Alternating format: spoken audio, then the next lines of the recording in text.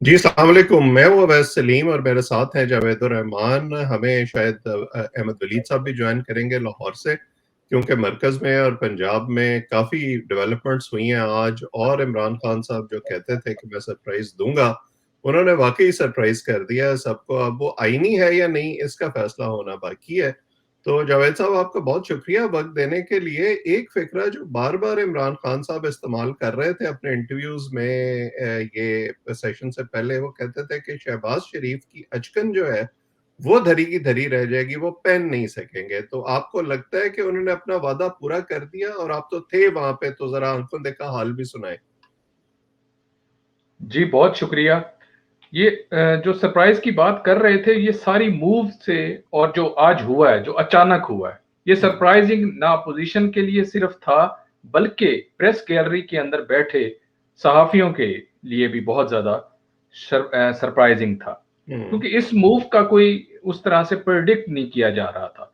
सोचा ये जा रहा था जब हम लोग सुबह निकले, सुबह हुँ, इसलिए जल्दी निकले जब इस किस्म का इजलास होता है, तो हमेशा पहले जाना पड़ता है और आज के दिन इतवार के दिन आज जल्दी जाने का मकसद सिर्फ ये था कि कल खान साहब ने कहा था कि एक कॉल दी थी कि आप लोग स्ट्राइक के लिए पुरअमन मुजाहरे के लिए आप लोग बाहर आए। उसको मद्देनजर रखते हुए आप आज सब लोग जरा जल्दी पहुंचने के लिए वहां पहुंचे, लेकिन एक बंदा भी कोई भी स्ट्राइक के लिए कोई कहीं सड़कों पे कोई नजर नहीं आया। खैर, वो नहीं, मरला आप पड़ी। देखिए, आप डिस्काउंट कर रहे हैं। मैंने तो पूरे गिन के कोई 15-20 लोग जो हैं, वो बैनर के साथ देखे हैं वहाँ पे। बस वो फिर आपकी ने कहीं देख लिए होंगे। अच्छा, खैर ये हुआ कि वो भी एक मुझे तो वो लगा कि आप सारी तवज्जो वहाँ रख के यहाँ जो काम होना था, क्योंकि सब लोगों का इस किस्म का माइंड बन चुका था कि बाहर से आना बहुत मुश्किल होगा, हुँ, बहुत ज़्यादा रश होगा, क्राउड होगा, वो लोग शायद रोकेंगे, रास्ते बंद होंगे, ऐसा कुछ ख़ास नहीं था। हुँ, अंदर जब इजलास शुरू हुआ, तो उसके अंदर मुनहरिफ अरकान को अंदर जब आ रहे थे, वो भी बेचारे बड़े बच-बच के आना उन्होंने सोचा हुआ था, आराम से जाएँगे किसी तरीके से, किसी की हुँ, नज़र ना पड़े, कोई तसादुम ना हो। हुँ, अंदर लेकिन तसादुम की कैफ़ियत भी कहीं नहीं नज़र आ रही थी। ये हुँ। बहुत कूल एंड काम थे। अक्सरियत जो हैं पी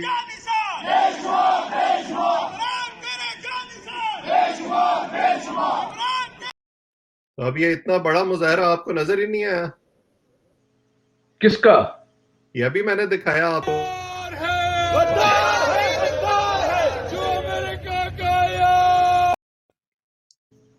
अच्छा, ये आपने 15 गिने हैं, लेकिन फि ये दर्जन से फिर भी कम लग रहे हैं। ठीक है, तो चलें, अब हम पहुँच गए पार्लियामेंट। हमने देखा कि तमाम जी, जी, अरकान। मैं बड़ी तेज़ी से पार्लियामेंट से आपको सुप्रीम कोर्ट की सैर वहाँ तक लेके जाऊँगा। बहुत बिल्कुल। करीब-करीब हैं ये दोनों इमारतें। हुँ, खैर जी, वो जैसे ही इजलास शुरू होता है, उसके बाद फवाद चौधरी साहब जब आए हैं, तो फवाद चौधरी साहब के बारे में जो सहाफ़ी हैं, जो सब लोग कह रहे थे कि आज ये थोड़े से बुझे-बुझे से लग रहे हैं, उस तरह से नहीं। उनके हाथ में एक फ़ाइल ज़रूर थी, हमने ये हुँ, ज़रूर देखी। हुँ, इजलास शुरू होता है, डिप्टी स्पीकर साहब को ये पढ़ के सुनाते हैं, फवाद चौधरी साहब को फ़ौरन ही माइक देते हैं कि जी हुँ, आप कुछ कहना चाह रहे हैं, वज़ीर कानून।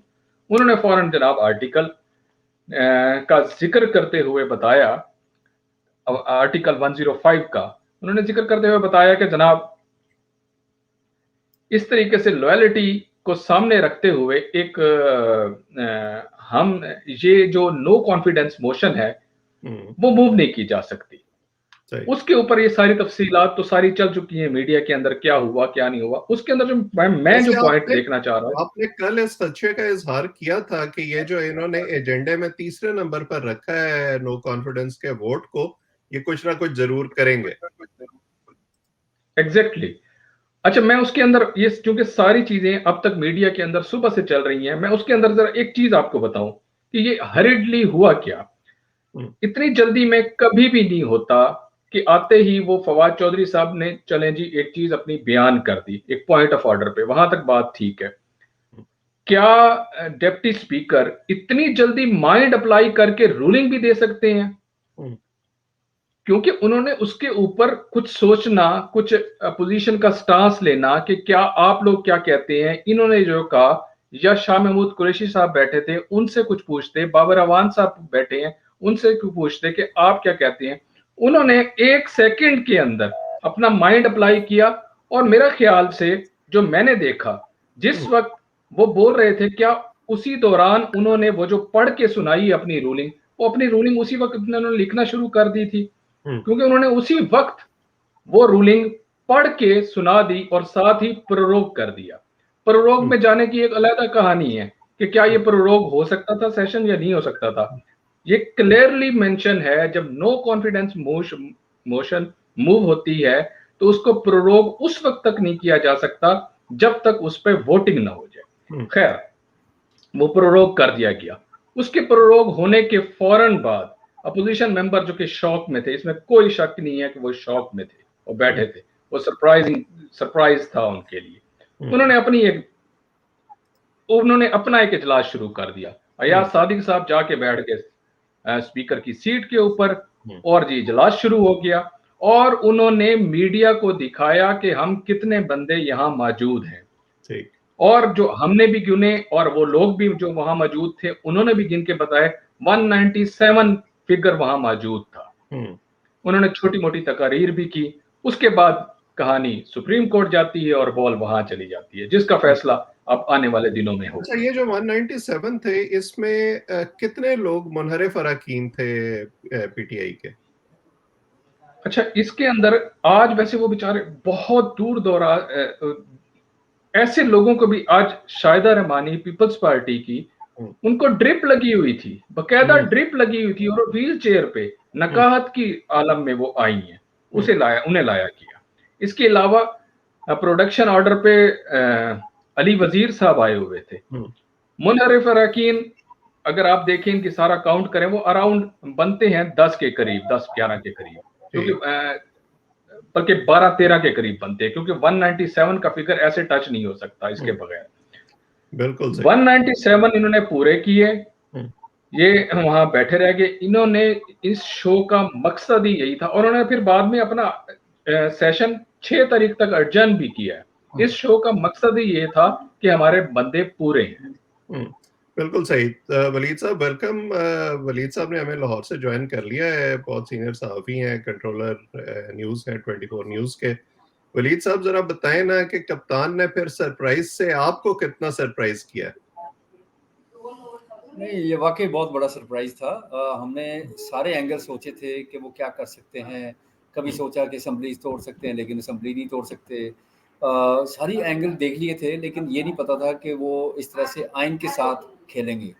आप देखें कि जिस तरह से फवाद चौधरी ने स्टार्ट किया, प्रोसीडिंग शुरू हुई है और उसके फ़ौरन बाद जो स्पीकर का, डिप्टी स्पीकर का रोल था, वो फौरी तौर पे जल्दी में थे कि बस यानी कि एक फवाद चौधरी ने केस पेश किया कि ये बैरूनी साजिश से ये करारदाद लाई गई है और बगैर किसी तफ्तीश या तहकीकात के उसके बगैर ही उन्होंने ये फैसला किया कि बिल्कुल ये सच है और स्पीकर ये समझता है, डिप्टी स्पीकर ये समझता है कि ये बिल्कुल सच है और जो फवाद चौधरी ने कहा है उसके ऊपर हम मनोवन तस्लीम करके इसको अब हम केस जो है ना बना के तो ख़त्म करते हैं और अलाउ करते हैं प्राइम मिनिस्टर को कि वो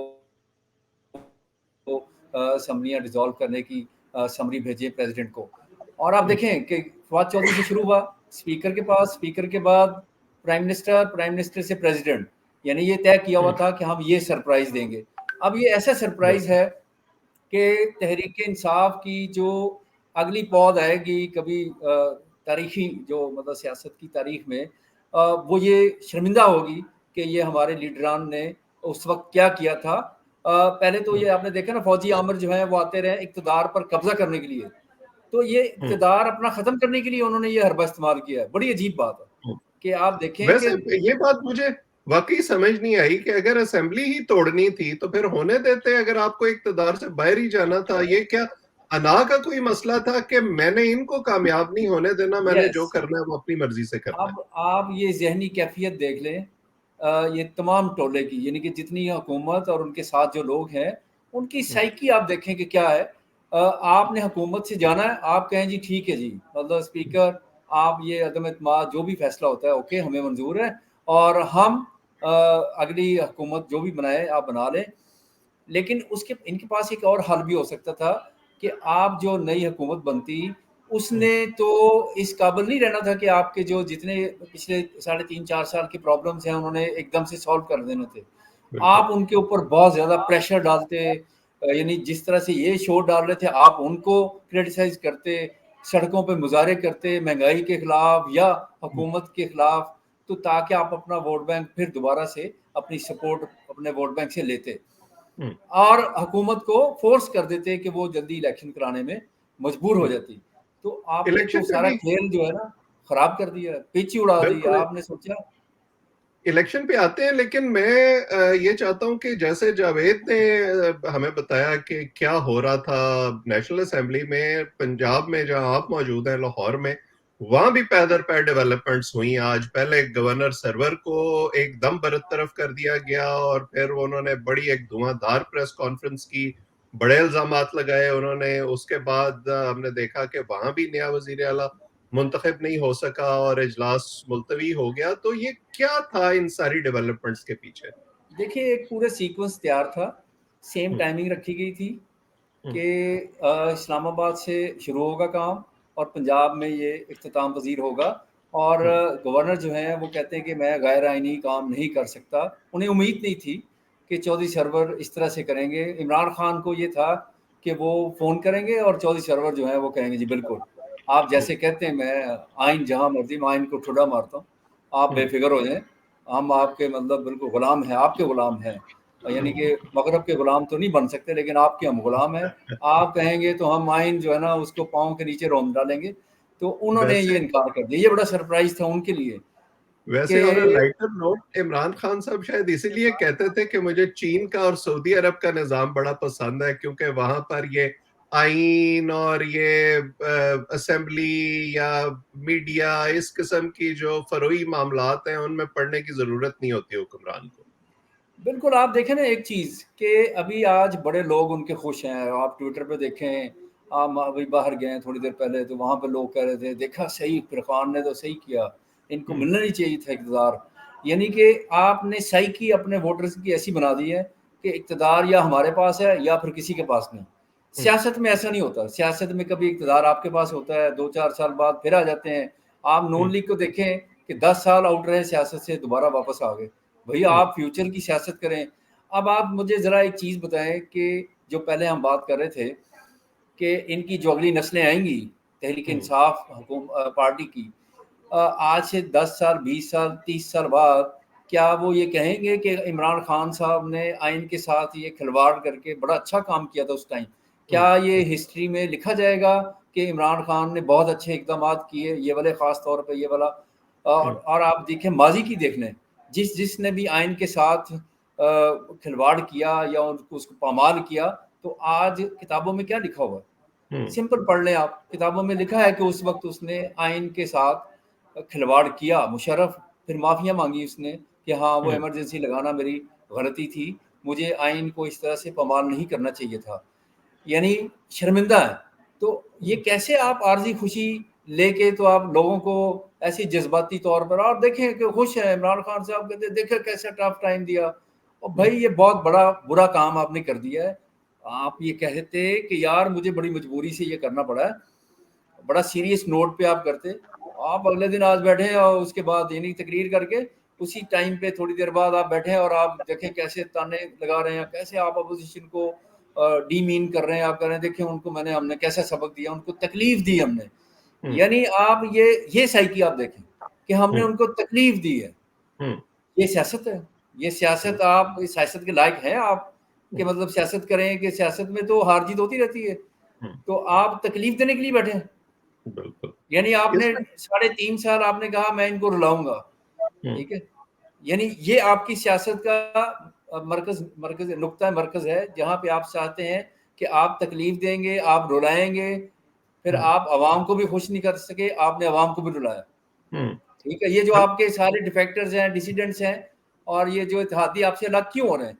हम्म, ये कोई नई बात नहीं है। पहले भी हमने बात की कि ये पिछले कई अरसे से 2-3 साल से ये लगे हुए थे कि ये हम कैसी हुकूमत कर रहे हैं, ये क्या काम हो रहा है, हम तो इस तरह से अपने हलकों में मुँह नहीं दिखा सकते।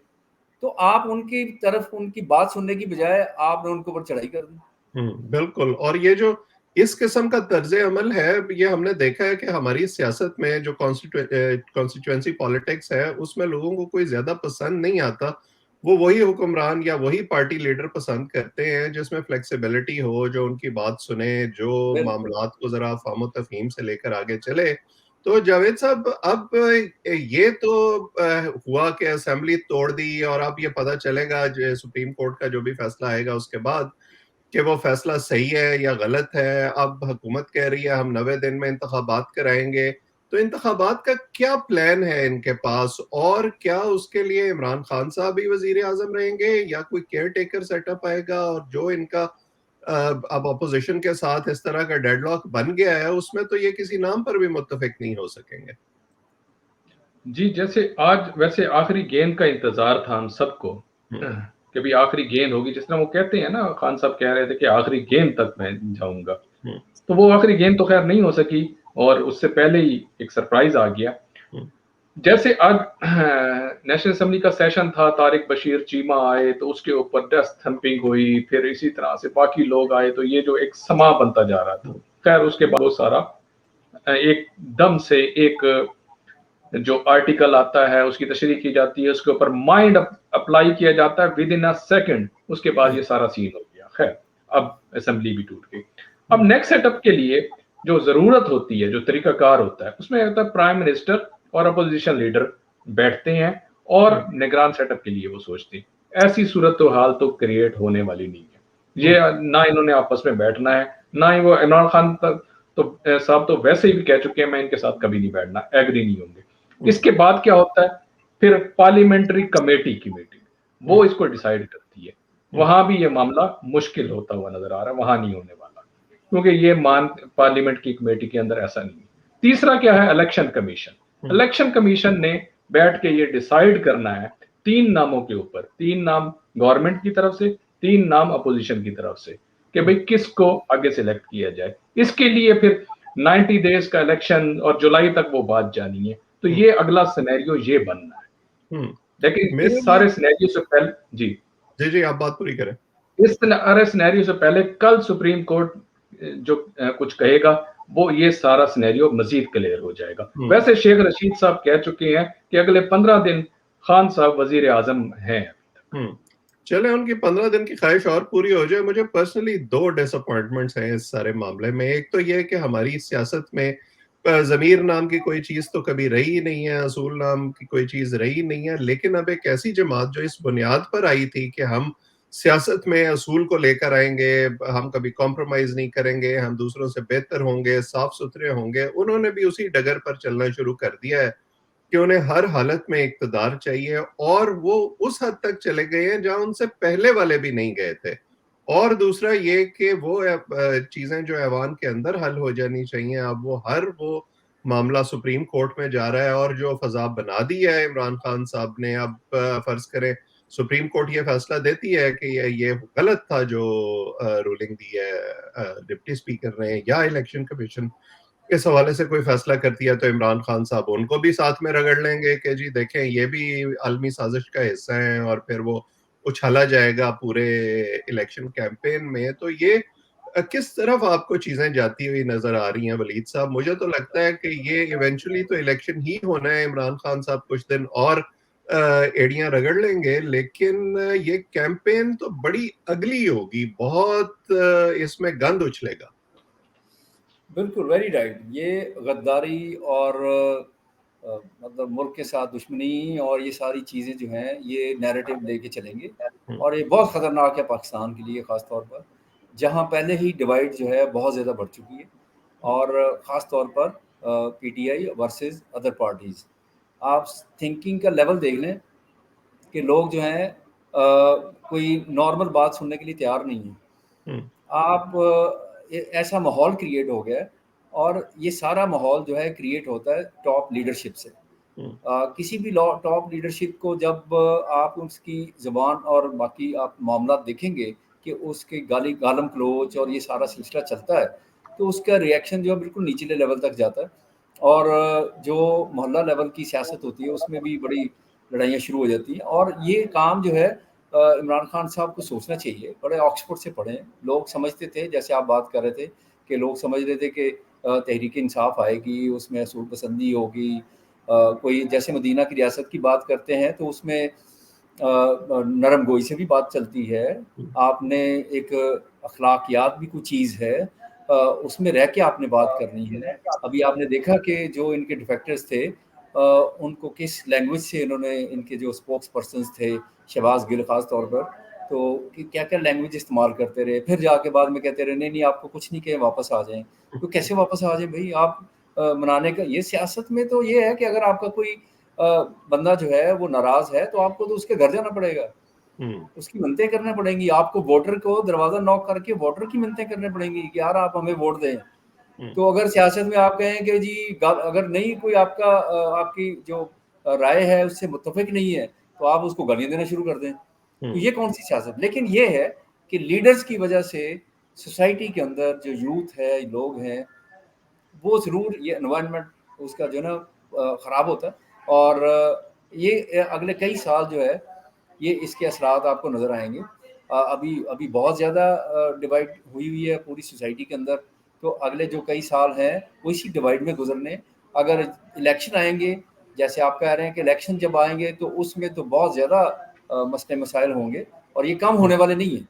यानी कि ये कहीं से नज़र नहीं आ रहा कि इमरान खान साहब जो हैं मामलात को खुश असलूबी से तय करने, जो कि डेमोक्रेटिक नॉर्म्स हैं, उसमें रह के कोई ऐसे मामला तय करेंगे, ये तो हमें बिल्कुल नज़र नहीं आ रहा। हालाँकि उनकी एज इतनी हो गई है, इसमें वैसे ही बंदा जो है नर्म गो हो जाता है, आराम से बात करता है, सुनता है, हिकमत से चलता है, मुशावरत से चलता है। लेकिन आप देखें कि आज का जो एक्शन हुआ है, ये कौन-सी मुशावरत है कि आप अपनी हुकूमत असम्बलियाँ तोड़ने के लिए इस लेवल पे चले जाएँ। अब आपके ऊपर ठप्पा लग गया सियासत के, आपकी सियासत के ऊपर, तहरीक इंसाफ की सियासत के ऊपर ये ठप्पा जो है अगले 50 साल नहीं जाएगा कि उस वक़्त इन्होंने क्या किया था। आप लाख उसकी जस्टिफिकेशन पेश करें कि नहीं जी वो तो ये ऐसे था और हमने आइन के साथ, भाई आइन के साथ आपने पामाली कर दी।